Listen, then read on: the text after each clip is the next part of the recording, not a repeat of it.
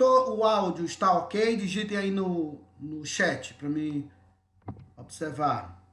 Ok, beleza. Então, esse material aqui foi o que nós mandamos para vocês no Google Sala de Aula e é o que nós vamos trabalhar hoje, certo? O que é o mesmo conteúdo do segundo período.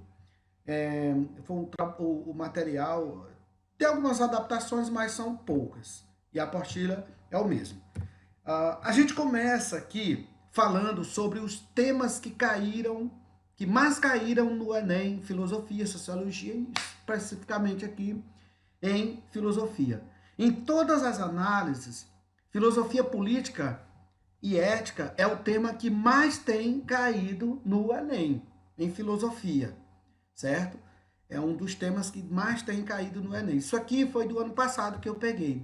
Desse ano, os dados confirmam o mesmo. Os conteúdos que mais foram cobrados nas últimas provas do Enem em filosofia. 17,7% ética e política.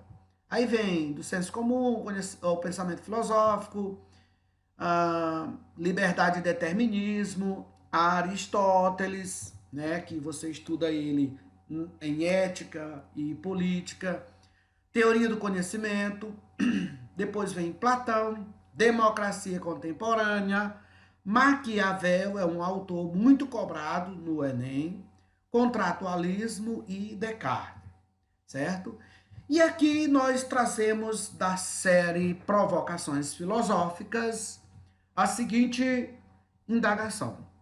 Eu queria que vocês escrevessem aí no chat uma palavra que você define assim, política. Observe essa imagem aí e eu gostaria que vocês escrevessem uma palavra. Para mim, política é o quê? Certo? Observe aí essa imagem, observem. O Henrique está dizendo aqui que política para ele é poder. Muito bem. O Henrique Barbosa. Mais alguém? Essa imagem aqui, ela mostra uma breve apresentação da noção que se tem da política atual. Falsidade, Sabrina colocou aqui. Essa imagem aqui, ela faz você pensar em falsidade, né? Eita, agora que disparou. Complexidade, foi a Solene que respondeu. A Márcia França, roubo. O Jefferson Oliveira, corrupção, manipulação, trapaça.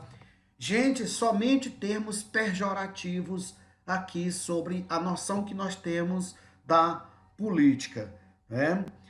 E ainda dentro da série Provocações Filosóficas, eu trouxe aqui duas imagens fortes, polêmicas, para ajudar vocês a definir e refletir sobre como entendemos hoje esse termo, política. E aí, eu gostaria de ouvir os demais colegas. Nós temos aqui a foto de duas famílias, dois pais de famílias, cada um com seus filhos. Os dois de ideologias totalmente diferentes e que tem gerado bastante discussões nas redes sociais.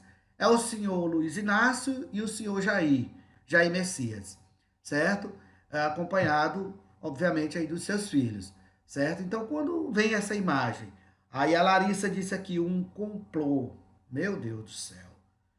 Um complô. Presidente tem cara de doente, os filhos deles também, certo? Ontem, na videoaula com a turma do primeiro ano, eu dei um exemplo, citei um desses rapazes aqui, e aí eles colocaram, disseram lá, não, política agora não, vai polemizar. Aqui a Gisele está dizendo assim, um mix de corrupção, certo? E aqui, passando para o próximo slide, nós temos aqui uma imagem das pessoas dizendo assim, eu odeio política, eu odeio política. Ou você não gosta de política, certo? Ou você não gosta de política, você é como essas pessoas aqui dessa imagem, certo? Aí alguém vai dizer assim, política, religião, futebol, questão de gosto, não se discute, né? Obrigado, Gisele, pela parte que me toca, tá? Um abraço. Política, religião, futebol não se discute. Eu pergunto, será que não se discute política, religião, futebol, certo? E aí eu trago aqui um texto para fechar essas provocações filosóficas do Bertold Brecht, que ele diz o seguinte: o pior analfabeto é o analfabeto político. Ele não ouve, não fala, nem participa dos acontecimentos políticos. Igual à imagem anterior. Ele não sabe o custo de vida, o preço do feijão, do peixe, da farinha, do aluguel, do sapato e do remédio que eles dependem dessas decisões políticas. O analfabeto político, diz ele, é tão burro que se orgulha e estufa o peito dizendo que odeia a política. Não sabe o imbecil que da sua ignorância política nasce a prostituta, o menor abandonado.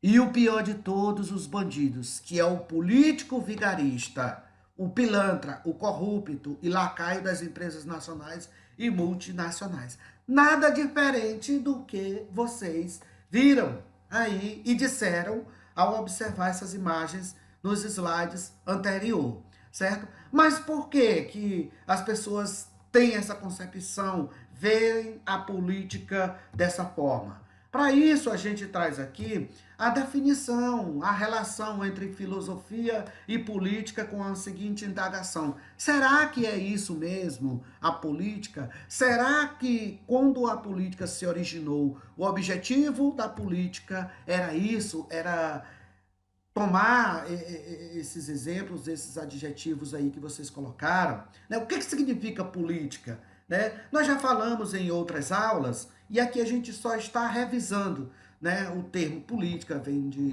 do latim politicus, do grego politikos, significa tudo aquilo que se diz respeito aos cidadãos e ao governo da polis, aos negócios públicos da cidade. A filosofia política, a filosofia política, vou pegar aqui o apagador e esqueci aqui o texto. Então, a filosofia política é assim, a análise filosófica da relação entre os cidadãos e a sociedade, as formas de poder e as condições que estes se exercem, os sistemas de governo, a natureza, a validade e a justificação dessas decisões políticas. É um pouco complexo quando você não se dispõe a compreender o objetivo central, o que deve ser feito. Professor, mas por que todo mundo diz o que nós dizemos sobre o conceito de política? Porque vocês vão ver que ao longo da história o objetivo da política, ele mudou, né? Na tradição clássica da filosofia política em geral, a política como ciência pertence ao domínio do conhecimento prático e é de natureza normativa, estabelecendo os critérios da justiça e do bom governo. Aí vem a seguinte pergunta que vai ajudar vocês na redação do Enem, não sei aí em qualquer outro momento. E por que hoje não se pensa, não se pratica uma justiça social com os elementos, as ideologias políticas que são faladas, mas na prática é outra coisa, né? Examinando as condições sob as quais o homem pode atingir a felicidade. O objetivo é isso, gente. Alcançar a felicidade na Grécia Antiga, o bem-estar na sociedade. Os livros A República de Platão e A Política de Aristóteles estão entre as obras mais famosas da tradição filosófica sobre política. Já na Idade Média, a finalidade da política começa a mudar. É a manutenção do vínculo interno entre religião e política. Aqui, crianças, nós já vemos a descrição clara e objetiva da prática e o exercício do poder. E essa configuração da política, ela se estende aqui ao período moderno com o maior representante, que é o Nicolau Maquiavel. O Nicolau Maquiavel, ele vai escrever a obra O Príncipe e vai dizer as maneiras como o governante deve agir para primeiro alcançar e manter-se no poder. A questão central na política moderna não é simplesmente alcançar o poder. Aí o Maquiavel acrescenta: sim, alcançamos o poder. E agora, para mantermos no poder? Depois vem Thomas Hobbes com a obra O Leviatã, né? Explicar como é que a sociedade funciona, como que deve ser os acordos, o pacto social e qual deve ser o objetivo das discussões políticas na sociedade. O Rousseau já coloca o título do livro a propósito, o contrato social. E o John Locke, né, o segundo tratado do governo, e Montesquieu coloca aqui a obra O Espírito das Leis, numa tentativa de inibir o abuso de poder das monarquias absolutistas. Neste sentido, a política ela é colocada em prática, certo? Ela é colocada em prática, essa que vocês conhecem, essa que nós conhecemos, nós que nascemos aqui já década de 80 para cá. A partir da Segunda Guerra Mundial, acentuava o papel do Estado na organização da economia, por meio de investimentos ou subsídios à indústria e pela garantia dos direitos sociais a todos os cidadãos e a crítica aos estados totalitários, do nazismo, do fascismo e do comunismo. Por quê? Porque após a Segunda Guerra Mundial, o mundo, representado pelas suas potências, eles vão fazer que um acordo. Ei, espera aí, o que, que a gente está fazendo da vida? Quais são os princípios básicos que o ser humano precisa preservar? É a vida? Então, tentaram ali estabelecer um acordo que fosse universal, Declaração Universal dos Direitos Humanos, né? Que os direitos básicos seriam os direitos sociais, o direito à vida, né? Que inspirou a Constituição de vários países que ali participaram e até hoje compõem o que eles chamam de Organização das Nações Unidas, certo? O objetivo é esse, é tentar trazer lá da Grécia Antiga o objetivo da política, certo? A política, ela traz aqui uma concepção de poder. Alguém respondeu aí, eu não lembro quem foi, no chat, que quando se fala de política é poder. E nós vimos nas aulas anteriores os 3 tipos de poderes. Poder ideológico, que é aquele que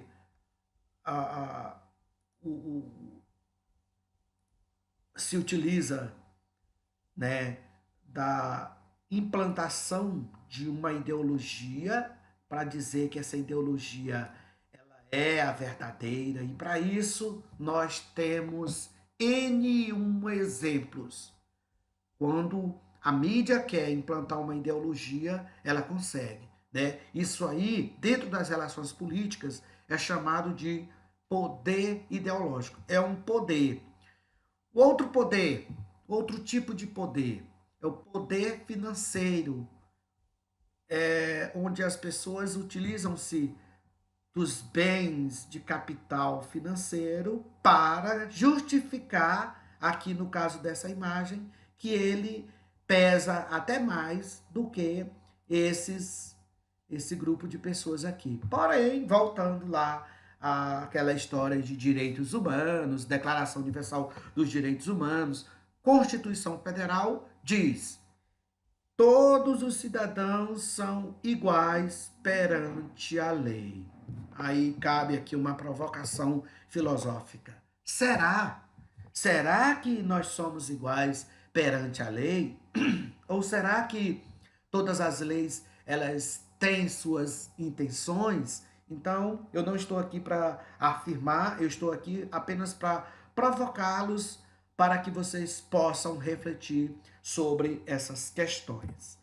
E aí, por último, nós temos aqui o poder político. O poder político, ele agrega o poder econômico, ele agrega o poder, tudo que você possa imaginar para dominar o mundo. Eles acham que o mundo é como se fosse um suco aqui nessa imagem, que eles possam tomar e se alimentar e serem o dono da parada, como se diz por aí, o rei da cocada preta, né? Dentro dessas relações de poder, nós temos o que nós chamamos a garantia do Estado Democrático de Direitos. O que define, o que diferencia o Estado Democrático de Direito? Define a forma como esse poder ele vai ser exercido. O primeiro deles é o que nós chamamos aqui de contratualismo. O contratualismo ele é definido como a doutrina que reconhece como origem ou fundamento do Estado, seja o Estado aí a comunidade civil, uma convenção ou estipulação, o que eles vão chamar de contratos, entre seus membros. Por contrato social, o que é o contrato social?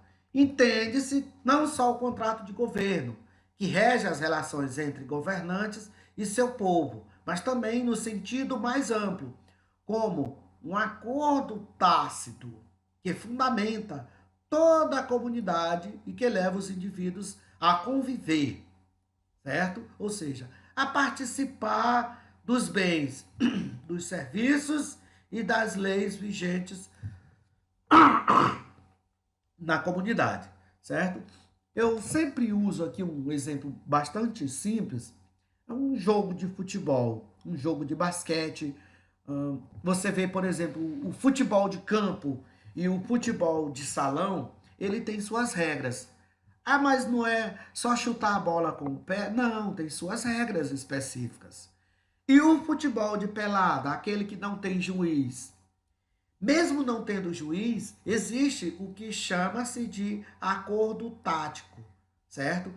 Para que serve esse acordo? Para que o jogo ali funcione, para que o jogo ali funcione da melhor maneira, que termine o jogo, vá todo mundo para sua casa. E há essa garantia da participação dos bens. Quais seriam os bens ali nesse exemplo? Participar do jogo, se divertir, certo? E na sociedade há essa necessidade de contrato. Os principais filósofos que defenderam o Estado Democrático de Direitos foram eles Rousseau, John Locke e Thomas Hobbes, foram os principais representantes. O outro modelo que nós trazemos aqui é o socialismo, certo? Dentro dessa concepção de Estado Democrático de Direito.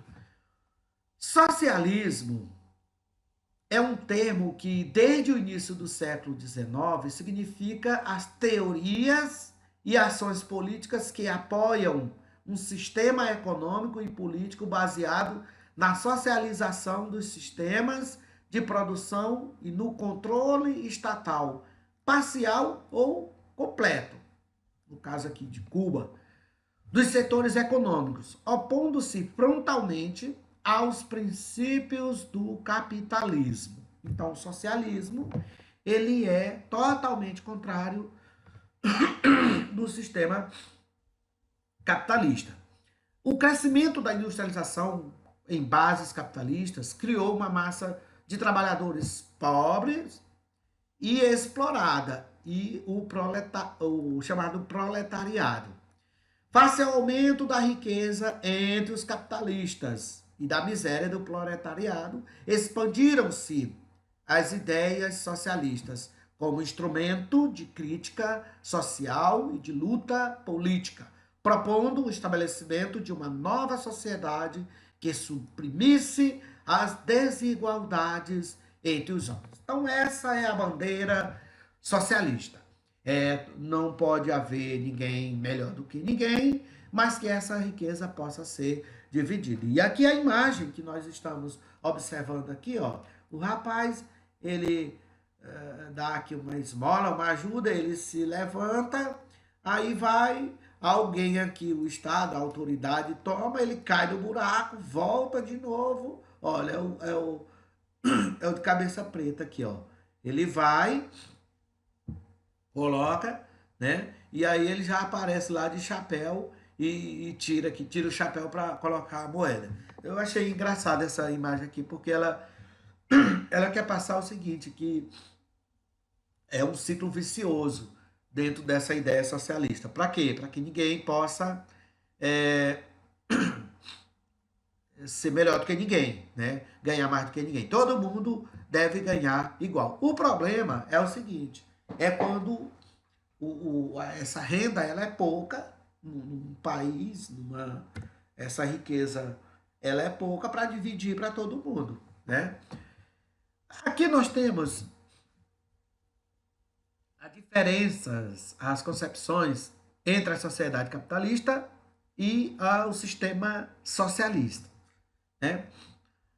A sociedade, no sistema capitalista, ela prevê a divisão em classes sociais, burguesia e assalariado. Qual é o problema? O problema é como diz a letra de uma música por aí, onde o rico cada vez fica mais rico e o pobre cada vez fica mais pobre. No sistema socialista, eles pregam uma sociedade igualitária, sem essa divisão de classe dominada pelos altos funcionários do governo. Ou seja, aqui todo mundo é igual a todo mundo. Qual é o problema disso? É que se faltar, né, se lasca com tudo. Qual é a vantagem do capitalismo? Quem nasceu aqui na classe burguesa e tem condição de ascensão maior, ele vai subir, ele vai se permanecer nessa classe burguesa. Agora, quem está lascado aqui, a tendência é se lascar mais. Aqui não. Aqui lasca todo mundo. É a vantagem. Ou é bom para um, ou é bom para todos, ou não é bom para todos. Certo? Isso são as vantagens e desvantagens de maneira simples aqui na nossa visão. Como é que funciona a economia? A economia de mercado no capitalismo, ela é comandada por empresas particulares. Eles pregam muito a privatização da economia. Tudo é privado. Segurança é privado, saúde é privada, educação é privada. Fala, minha Nossa Senhora. Por quê? Porque eles acreditam que o governo não dá conta, né, de oferecer os serviços e eles tendem a privatizar tudo, né? E nós vemos muito isso hoje. O Estado Democrático de Direito Socialista, ele defende a economia planificada e centralizada, dominada por empresas públicas. É o que eles chamam de estatização da economia. Aí eu pergunto, funciona? Certo? Funciona? Eu fico sempre me questionando. Eu não vou colocar aqui o serviço público, mas eu vou colocar aqui o futebol. Né? O futebol. Eu lembro aqui de um jogador, que eu não vou falar o nome dele, mas ele, quando ele ia bater um pênalti no time da França, ele caprichava. Né? Ele ia bater uma falta no time da França, ele caprichava. Quando esse jogador era convocado para a seleção brasileira, ele se achava e não fazia nada em campo. E isso não é uma análise minha, análise de comentaristas que entendem do futebol. Neymar. Que é isso, rapaz? Que é isso? Eu sou de 82, não chuta, né? E no setor público, infelizmente, às vezes a gente tem isso, né? Nós temos bons funcionários públicos que fazem, que dão orgulho às instituições públicas enquanto servidores públicos, mas tem outros que não se esforçam. No setor privado é diferente. Vou dar aqui um exemplo, numa loja de roupa, por exemplo. Loja de venda, onde o salário do servidor está condicionado à produção. Ou ele trabalha, ou ele não recebe, ou ele não produz. Então, essa é a bandeira do capitalismo, certo? A questão da propriedade. O capitalismo ele defende a ênfase na propriedade privada dos meios de produção, indústria, terras, tudo que você imaginar que possa ser privado, ele defende isso. O socialismo ele defende a propriedade coletiva dos meios de produção, certo?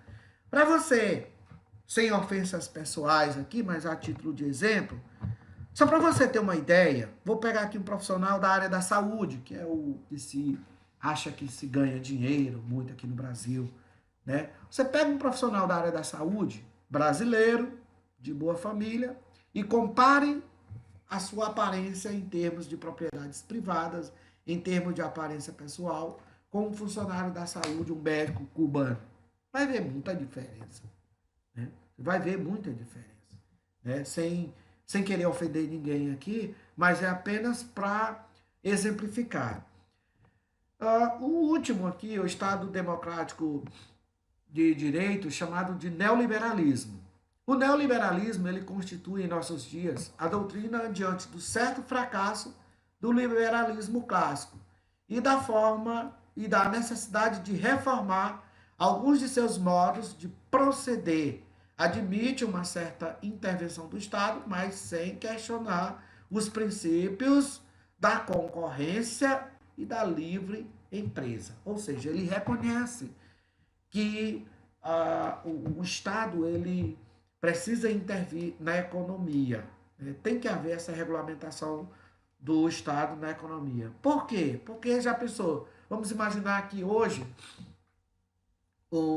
as taxas de juros dos bancos privados, cada qual colocar a sua taxa de juros, se essas taxas de juros não fossem determinadas pelo Banco Central, né? O limite de juro para as transações financeiras. Então viraria uma bagunça, a economia entraria em colapso. E aí entra-se uma nova configuração de Estado Democrático de Direito chamado neoliberalismo. Vamos para as questões propostas, certo? A primeira questão que nós temos aqui, ela é uma questão que caiu no Enem e está aí na apostila de vocês. Eu gostaria de dizer para vocês que essas imagens aqui, elas não estão na questão. Isso aqui foi adaptação nossa para poder compreender aqui e melhorar a explicação. Então, o texto da questão diz o seguinte: a natureza fez os homens tão iguais quanto as faculdades do corpo e do espírito.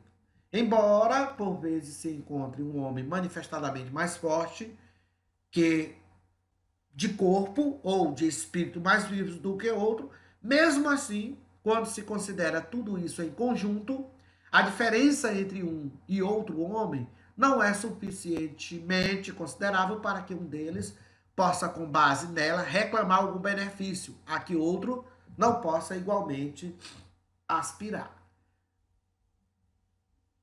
Aí o enunciado diz o seguinte: para Hobbes, antes da constituição da sociedade civil, quando dois homens desejavam o mesmo objeto, eles faziam o quê? Eles exerciam a solidariedade. Rapaz, não, tu vai primeiro, eu vou depois. Apelavam aos governantes. Olha, eu quero, por exemplo, estão precisando aqui de um leito de UTI. Estão com a Covid-19, estão precisando. Vão apelar para os governantes. O governante vai decidir. Ou eles consultavam os anciãos. Eles recorriam aos clérigos. Todo mundo aqui dizendo que é a letra A. A Rosina, Alice, Gisele, Cardiele, Solene, Madison, Lohane, Laiane, Gabriela, Márcia, França, Eduardo, Maria Deusilene, Trícia Evelyn, Kevin Gentil, Kellen, a Kelinha, né? Então, todos vocês concordam que sejam a letra A. Então, eles entravam em conflito. E aí o Thomas Hobbes vai dizer com todas as letras que o homem, ele é lobo do próprio homem, certo? Ele é lobo do próprio homem. Por isso que deve haver a necessidade do contrato social, defendida aí pelo Rousseau. Segunda questão. Trasímaco estava impaciente porque Sócrates e seus amigos presumiam que a justiça era algo real e importante. Quem que presumia? Sócrates e seus amigos. Sócrates e seus amigos, eles presumiam que a justiça era algo real e importante. Ela existia, a justiça.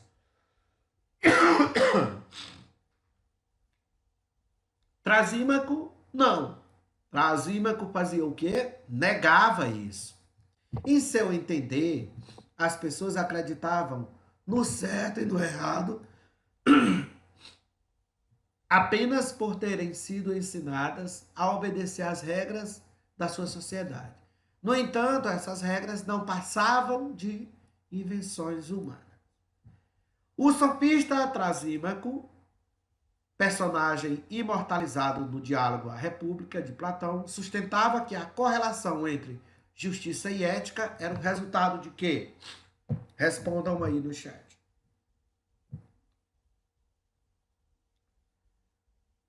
Vamos lá, crianças. Aguardando a resposta. Qual é a alternativa? Letra D, Wênia, respondendo aqui. Cardiele, todo mundo aqui respondendo a letra D de sardinha, certo? Então, a justiça e ética era resultado de convenções sociais resultantes de interesses humanos. Quem afirmava isso? Trasímaco. Sócrates dizia totalmente ao contrário. Uma questão, última questão aqui, questão 3, caiu no Enem 2010. Eu ampliei aqui a imagem para facilitar aqui para vocês, certo? A imagem é uma fila de crianças, aqui da turma da Mafada, diz aqui para a pessoa, diz assim, viemos nos vacinar contra o despotismo, certo?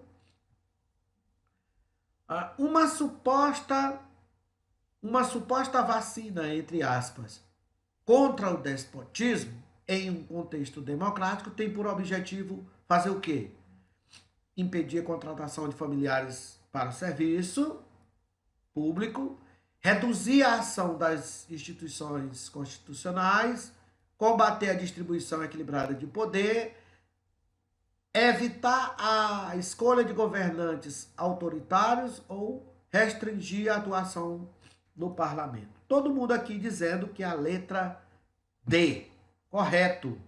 A alternativa, a resposta dessa questão é a letra D. Por quê? Vacinar contra o despotismo é você se blindar desse vírus chamado autoritarismo e evitar governos autoritários.